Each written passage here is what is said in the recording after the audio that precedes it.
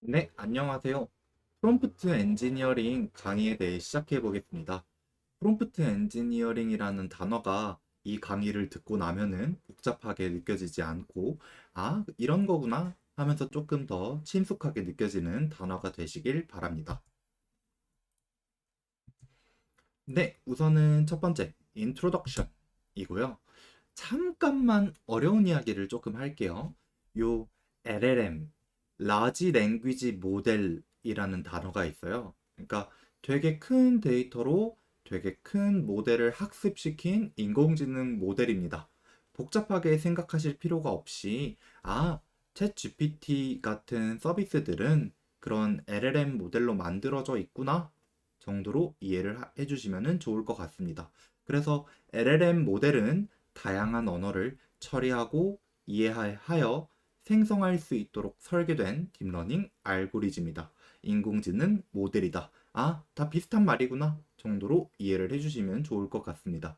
그래서 예시를 들면 오픈 AI에서 만들었던 GPT-3, GPT-4, 구글에서 만든 버트, 람다, 메타에서 만든 라마, 네이버에서 만든 하이버클로바와 같은 것들이 다 LLM이구나 로 이해를 해주시면 좋을 것 같아요.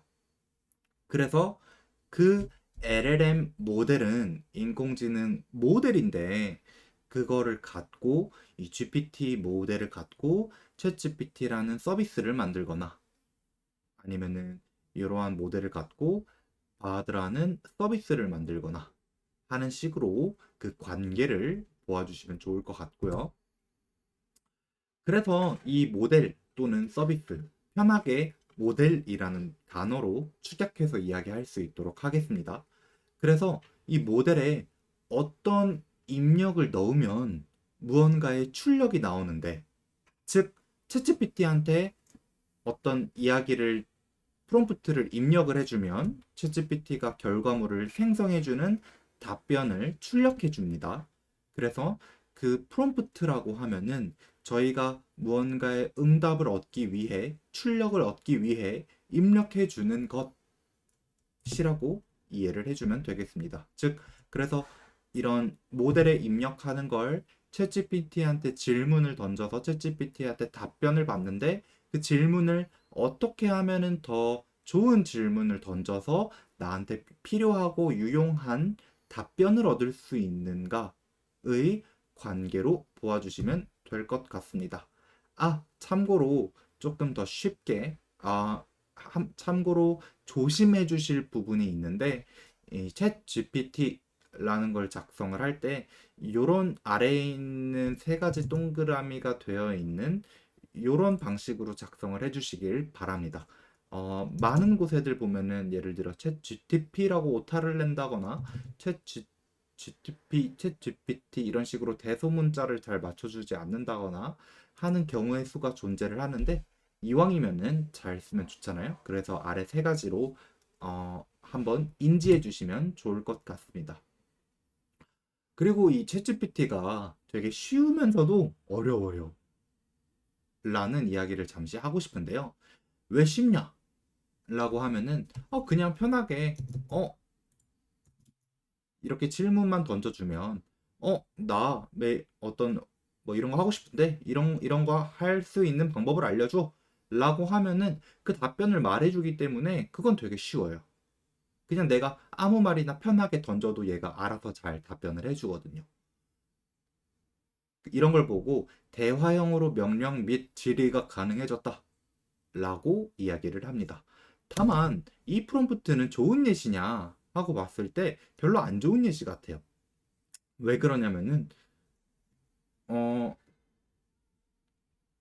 적당한 모바일 게임을 하나 만들어 주어라는 그 요청 자체가 되게 모호해요. 근데 이 챗GPT가 어렵다라고 말씀드렸던 이유가 여기서 나오는데, 자, 이 부분은 좀 어려워요. 그러니까 일반 사람들이 기대하는 바는 챗GPT한테 그냥 나 매일 1,000만 원 이상 벌고 싶은데 그럴 수 있도록 해주는 적당한 모바일 게임을 하나 만들어 주어라는 되게 터무니없고 복잡하고 되게 상위적인 질문을 던져도 얘가 답변을 해주기를 바라는데, 그런데 사실 이렇게 좀 모호한 질문을 던지면 모호한 답변밖에 얻을 수 없고 챗GPT도 아직 이렇게 되게 복잡한 난이도가 높은 질문들에 대한 답변을 깔끔하게 잘 해주지를 못해요. 그렇기 때문에 저희가 아주 매우 구체적으로 좋은 질문들을 잘 던져줘야 돼요. 그래서 이렇게 쉽기 때문에 챗GPT가 되게 빠른 100만 유저를 획득하는데 되게 빠른 속도로 성장을 할 수 있었던 이유가 여기에 있고요. 또 그리고 이왕이면은 챗 GPT-4를 이용할 때 GPT-3를 통해서 얻을 때보다 훨씬 더 좋은 답변을 많이 얻을 수 있어요. 왜 그러냐면은 요거는 챗 GPT 내부에 이제 파라미터나 아니면은 학습된 데이터나 이러한 그 차이들이 존재를 하는데 그 관점에서 GPT-4가 훨씬 좋기는 해요. 그러나 현재 저희가 공부하거나 연습할 때는 GPT-3를 쓰셔도 충분합니다.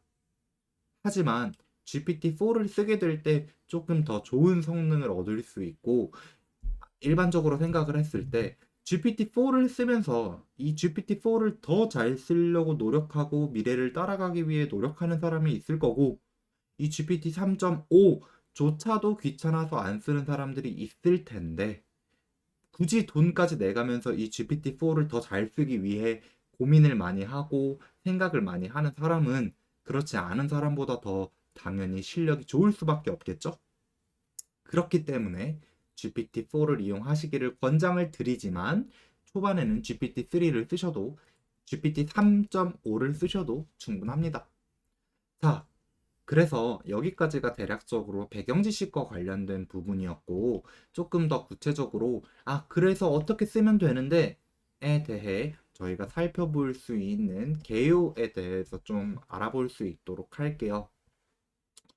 그래서 되게 완성된 문장으로 구체적으로 질문을 하면 더 좋습니다. 예를 들어 예시를 두 가지 살펴볼게요. 첫 번째, 수학 문제 풀이법 알려줘 라고 질문을 하면은 어떤 수학 문제를 어떻게 알려줘?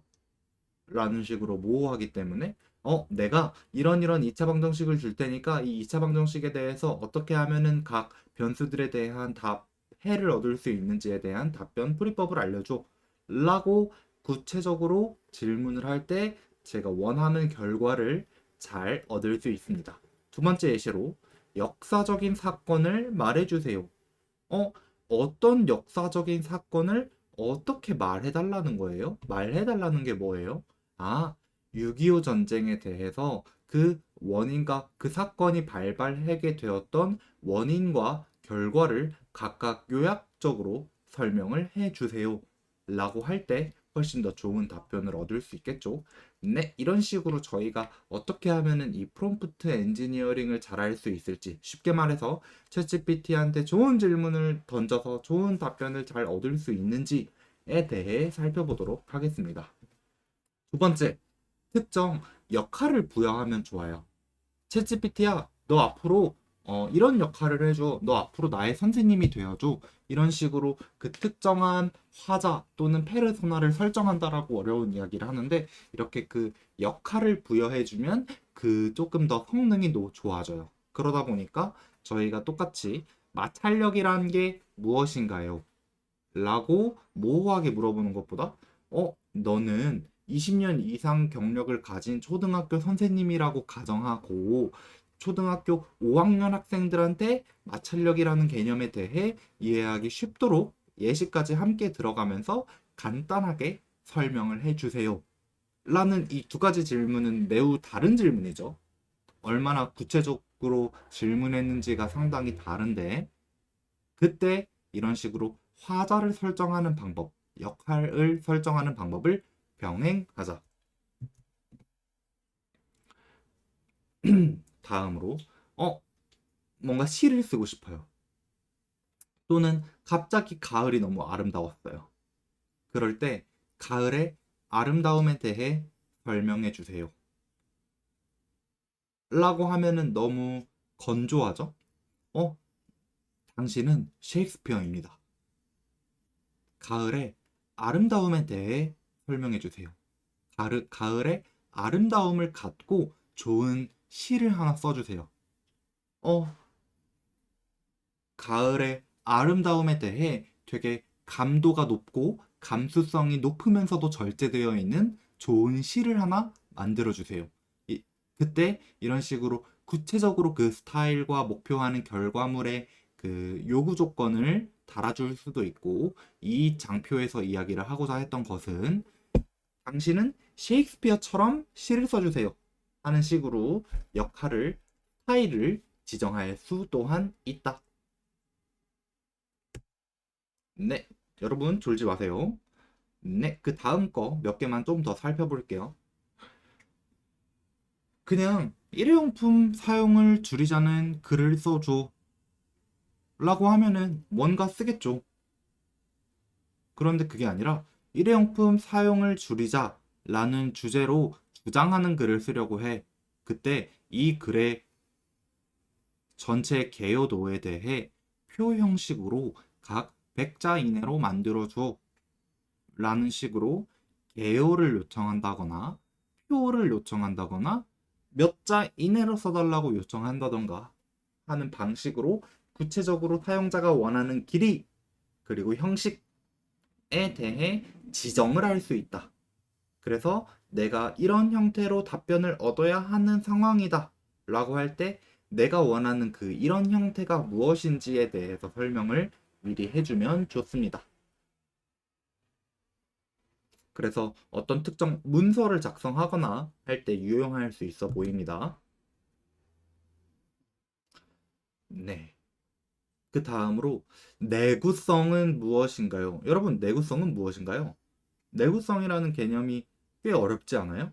딱 들었을 때, 내구성, 뭐 튼튼하다는 거 아닌가? 정도로 느낌은 오는데, 이거를 본인 보고 설명하라 라고 하면은 꽤 어려울 것 같아요. 그래서 예를 들어 내구성이라는 거를 백과사전에 쓰여 있는 문체처럼 작성을 하면은 되게 복잡한 단어들이 나열이 되는 설명하는 문체의 글이 작성이 될 수 있겠지만, 내구성이라는 단어를 좀 쉽게 초등학교 3학년한테 설명하듯 간결한 문체로 설명해줘. 이런 식으로 되게 쉽게 설명해줘. 라는 식으로 그 답변에 대해 요청해 볼 수도 있을 것 같아요. 어, 방금 이야기했었던 요 쉽게 설명해 달라는 프롬프트 경우에는 매우 유용하게 활용되기도 합니다. 네. 그리고 이 부분 중요한 부분인데요. 자, 이게 지구 온난화의 원인이 무엇인가요? 했을 때 그 지구 온난화의 원인에 대해 챗GPT가 응답을 줄 수 있겠죠? 그런데 그렇게 답변한 답변에 대해 믿을 수 있나요? 그 답변이 정확한 답변인가요? 그 답변이 신뢰할 수 있나요?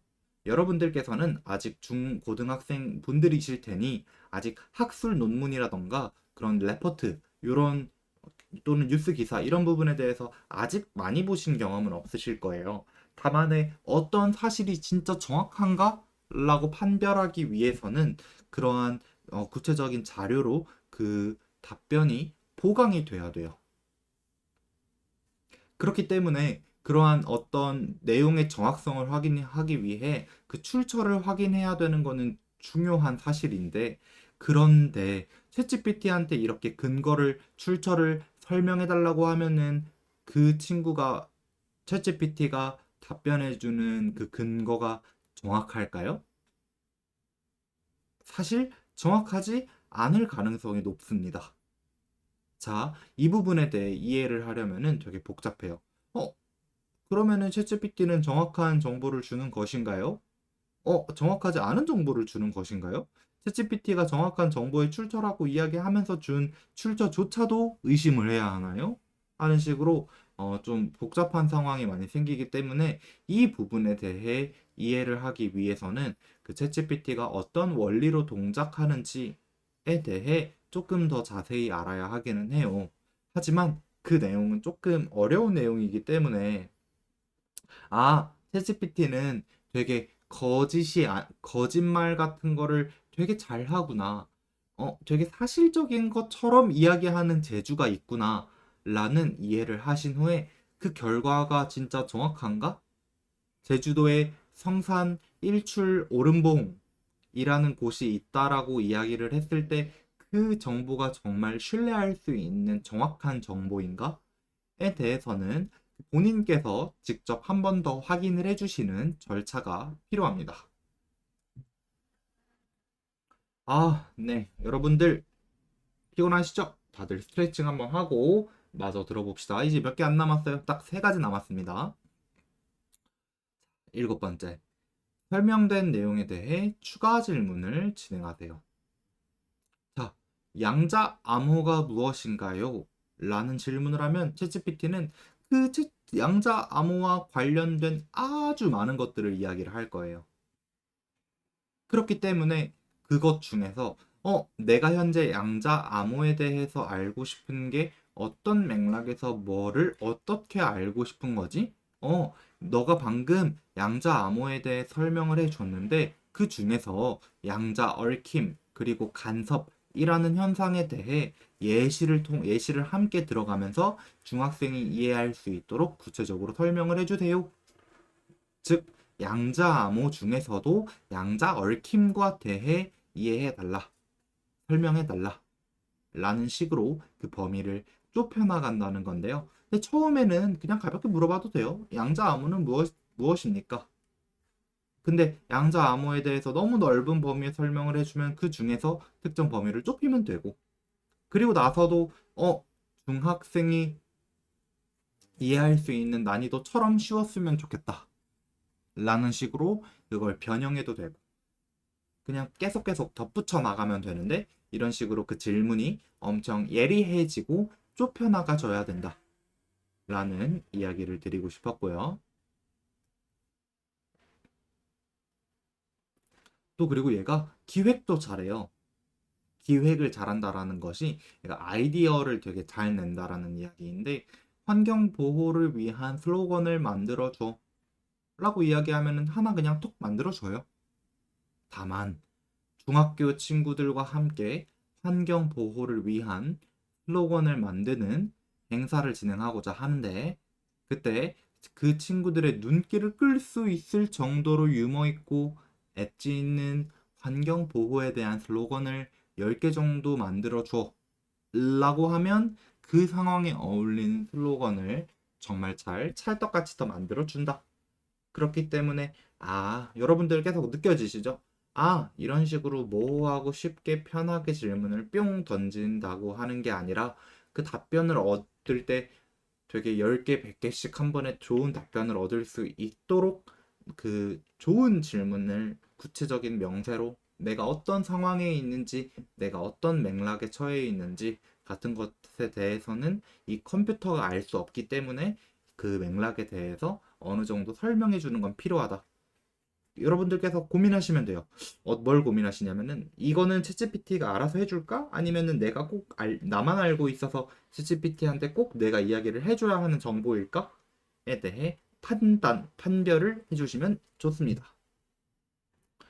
네, 마지막에 가까워집니다.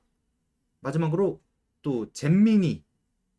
그 비하 발언 아닙니다. 절대 비하 발언 아니고요. 그 잼민이들한테 추천하는 실내 운동을 알려줘 라고 이야기하면 챗GPT가 알아들을까요? 얘는 현재 기준으로 2021년 9월까지의 정보밖에 알고 있지 못해요. 그렇기 때문에 이러한 비속어, 줄임말, 신조어 같은 것들은 표준 언어로 이 세상 사람들 누구한테 이야기를 해도 알 수 있고, 내 옆에 있는 친구한테 그거를 내 옆에 있는 친구한테, 부모님한테, 선생님한테 이해를 해도 알아들을 수 있는 명확한 표현으로 작성해 주는 것이 좋습니다. 마지막으로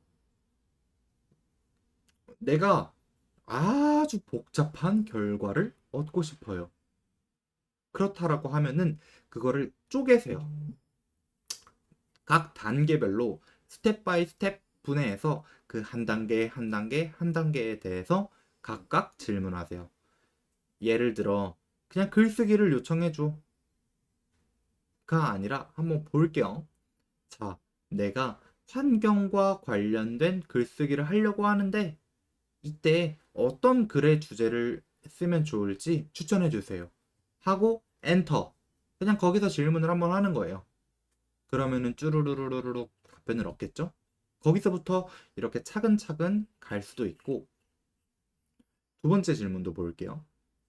내가 자연 보존 및 생물 다양성에 대해 주제로 글을 쓰고 싶은데 이거에 대해서 좀 이제 그냥 그 글을 아주 병렬적으로 추천받는 게 아니라 마인드맵으로 중심 아이디어, 주요 아이디어, 서브 아이디어 각각이 구분될 수 있도록 리스트 형식으로 주세요.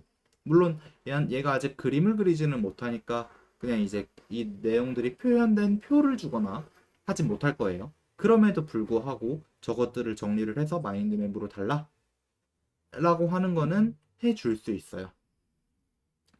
그렇기 때문에 이런 식으로 디테일하게 질문을 할 수 있구나를 계속 느끼시길 바라고요. 생물 다양성의 중요성에 대한 이 글의 개요를 리스트 형식으로 만들어 달라. 아니면은 내가 어떤 특정 글을 복사 붙여넣기 한 다음에 이 글에서 내가 방금 글 하나를 첨부했는데 이 첨부한 글에서 논리적으로 맞지 않는 부분이 있을지에 대해서 확인해 달라. 또는 어떤 특정 조건을 만족하는지에 대해서 체크해 달라.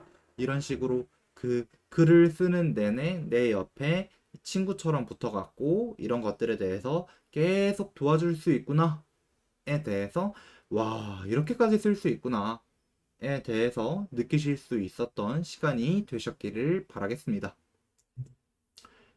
네, 이상으로 강의 마치고요. 이 강의를 들은 다음에 또 궁금한 점이 있을지 주변에 같이 강의를 들었던 친구들과 대화를 나눠보기도 하고, 실제 뭐 이걸 갖고 대회에 참여하거나 하게 된다라고 하면은, 그때도 좋은 답변을 해주실 수 좋은 질문을 해주실 수 있길 바라고요. 그때 그 과정에서 연습도 실험도 많이 많이 해보시길 바래요. 처음부터 한 번에 이런 수업을 듣는다고 뿅 잘해지는 게 아니라 많이 연습하고 많이 익숙해질수록 더 잘 쓸 수밖에 없습니다. 그러면은 오늘 남은 하루도 좋은 하루 보내세요. 감사합니다.